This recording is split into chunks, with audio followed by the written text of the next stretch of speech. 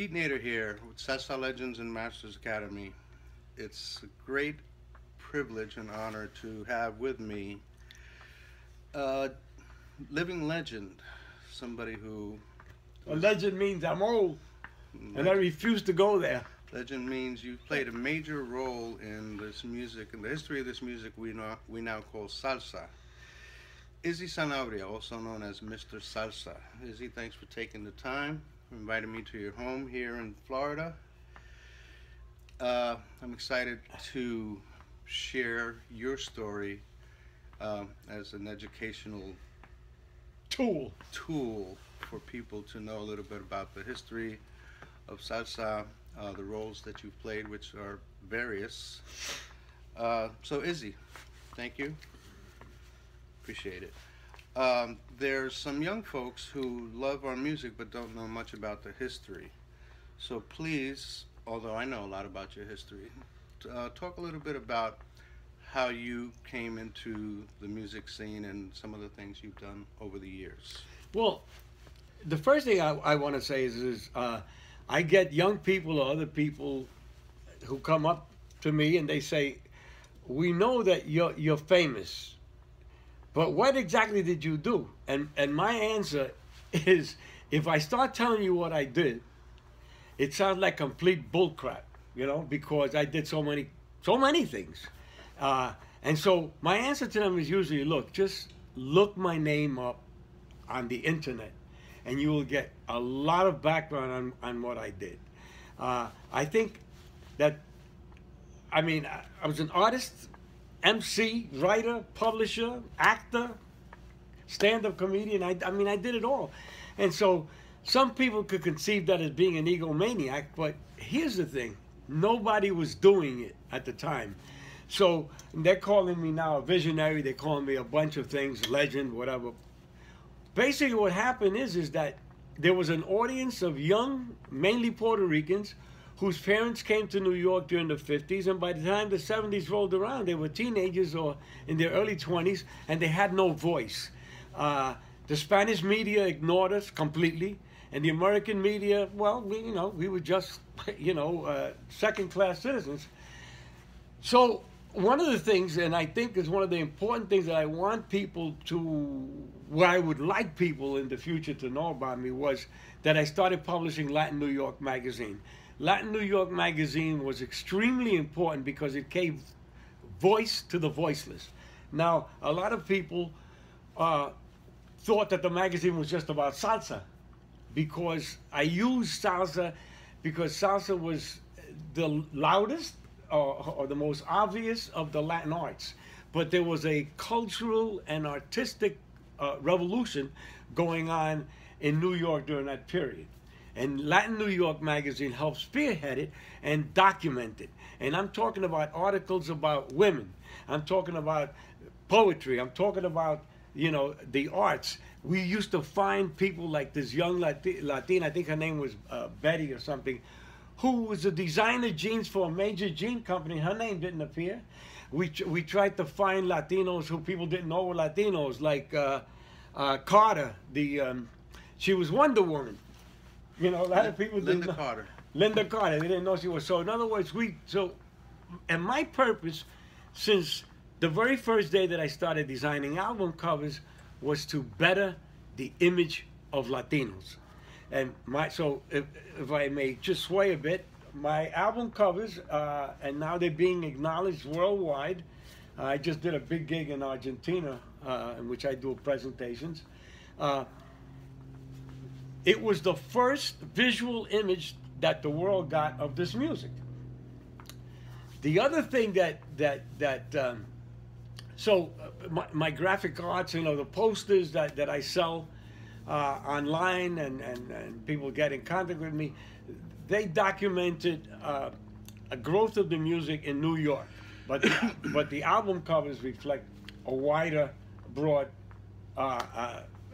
aspect of the music. Izzy, let me interrupt you for a second. What were some of the more significant or famous album covers that you did back in the 70s and 80s? Well, certainly the imagery that I created for Barretto, like Power, Reconstruction,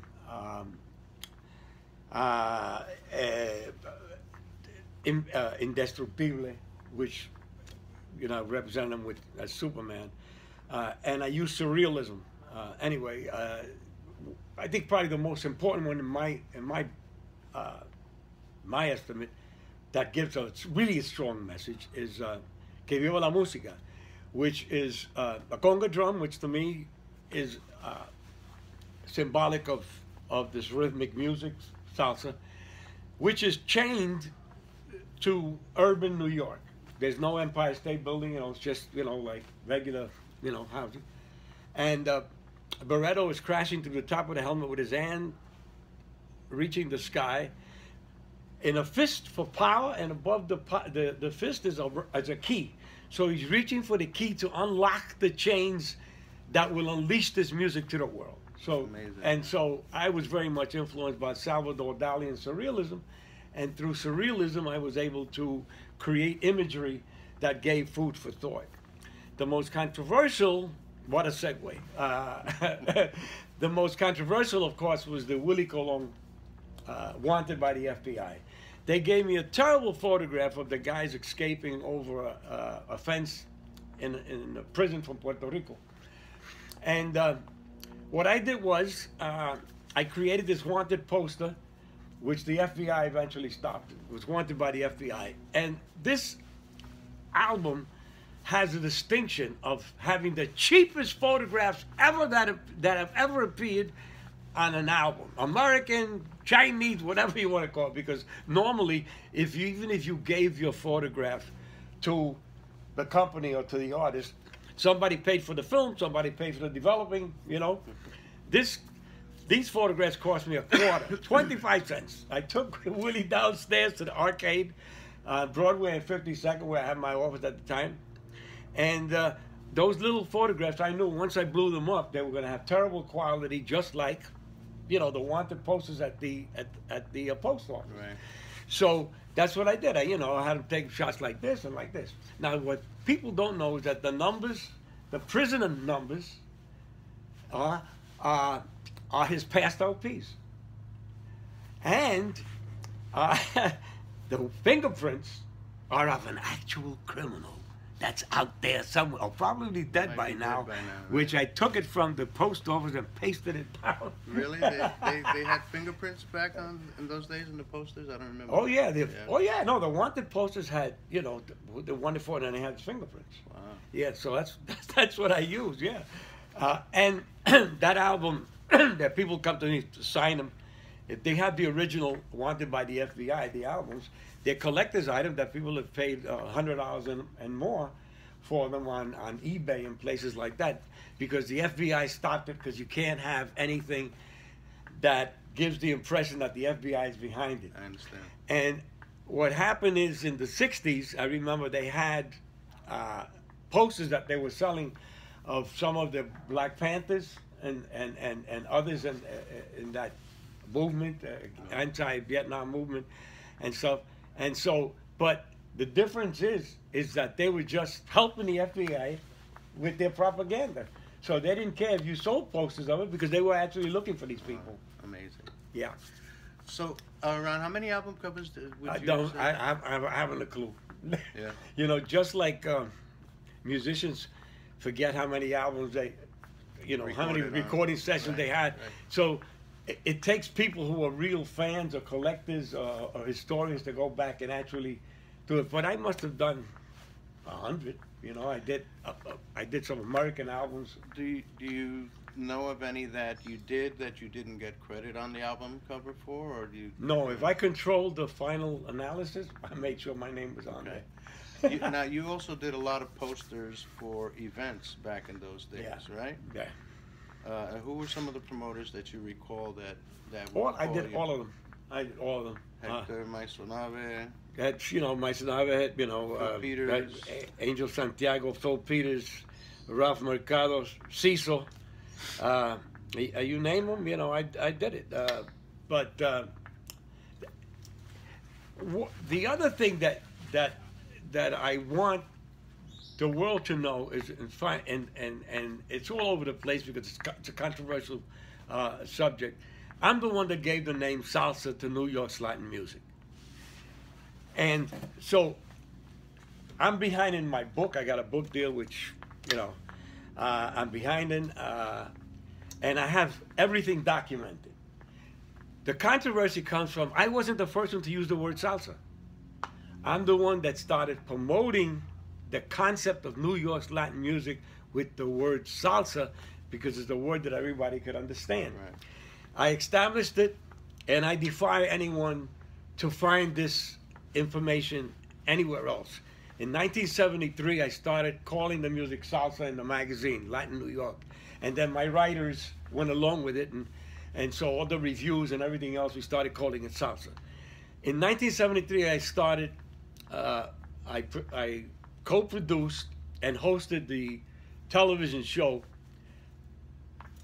Salsa. So that was the first time that an electronic show or radio or TV was actually called salsa, defining music as salsa. And the gentleman to my right here was the trumpet player in the house band, Seguida. And I knew him from the old neighborhood, Yeah. When I knew him when he was...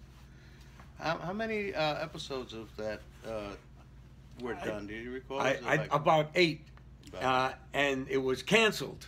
Let me tell you about this. Now, we used to film them at the old Cheetah. Huh? They were Yes, filmed they at were the old filmed at the Cheetah. Yeah. So this is another controversial thing that happened, but it's true, and if it offends people, well, too bad. But I'm going to tell you, what happened was we didn't have a voice. Okay. So who was controlling the television and most of the aspects and the advertising agencies? It wasn't young Puerto Ricans. It wasn't us. We were the biggest group in New York, a Latino group. We spoke English. We had the better jobs. We had a higher income than the immigrants, and we weren't immigrants. Our parents weren't immigrants. Our parents were migrants, and that's very important to know. Anyway, so what happened is I had a Cuban director. I had Cuban executives at the TV station. This was salsa, and most of these people, they considered this música negroide, low-class music, which in the Latin New York Music Awards, I said, yeah, that's what it is. Exactly, but it's an art form, and it is part of our culture. Anyway, the point is, Frankie Dante was one of my guest bands. And he was very much influenced by Martin Luther King, the Beatles, etc. But anyway, Martin Luther King's "We Shall Overcome." He wrote a song, "Venceremos." Mm-hmm. Well, after that show aired, these people now came to me, the director. "Oye, tú estás loco? Are you crazy?" I mean, they came down on me with a ton of bricks. How dare I put that man on and do that song? And I'm like, what? What I did not know was that Venceremos was Fidel Castro's mantra. I didn't know that either. See, you didn't know that either. That was Venceremos. So this was a complete insult to these people. That but I didn't know, and I didn't know what he was going to play. So the show was canceled. So 2 or 3 years later, one of the executives from the TV station tells me, "Izzy, what they never told you was that there were stacks of mail." Because I used to end every show with, keep the cards and letters coming, because we need that to convince advertisers that we exist, so that we had an audience. And sure enough, there were stacks of mail, not just a few letters, stacks of mails, he says, and they never told you. Unbelievable. So there were elements in the Hispanic media that completely tried to stop this cultural renaissance that we had. But here's what happened. Because I was such a crazy character, I caught the attention of the American media, the American mainstream media. So when we put together, for the magazine, put together the Latin New York Music Awards in 1975, okay, and we sent out press releases, it interested, see, by then I had being as a publisher already for a few years, what is interesting to American editors, American, what would they put out? What would they put out? So it wasn't so much that a bunch of spics were honoring their own, but Larry Harlow came to me, and for 17 years, he had been petitioning NARIS to have a separate category for Latin music, and they ignored it. So I started editorials that were criticizing NARIS for not acknowledging and giving Latin music its own category. So the Latin New York Music Awards, we're going to honor our own. And this caught the attention of the Daily News, Newsweek, the Village Voice, the Post, the New York Times.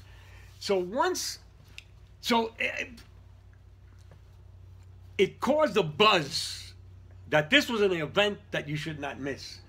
And so we were getting radio disc jockeys and television people from the black community and other communities who wanted to participate.